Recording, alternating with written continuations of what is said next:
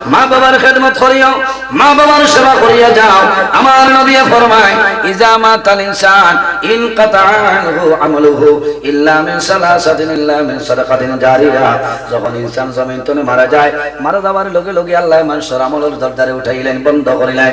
ইল্লা মিন সালাসাতিন ইল্লা মিন সাদাকাতিন জারিয়া।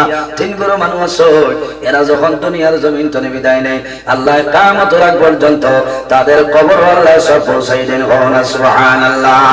আমার নবী ফরমায় মান বানা লিল্লাহি মসজিদান বানাল্লাহু লাহু বাইতান ফিল জান্নাহ। যে জমিনের মধ্যে আল্লাহর ঘর, মসজিদের ঘর বানায়, আল্লাহ বান্দাদের জন্য জান্নাতের ঘর বানায়। এর কারণে আমার বাবা ঘর খে জান্নাতের মধ্যে ঘর বানাইতে হাতটা তুলে আমারও মাশাআল্লাহ মাশাআল্লাহ একজন নাইনি খে জান্নাতের ঘর বানাইতে মাশাআল্লাহ একজন ভাই দেখি রে। মা বাবা যদি তাহলে আল্লাহ হায়াত বাড়াইবা, আর যদি মারা যায় তাদের কবর আল্লাহ জান্নাতের বাগান বানাইবা।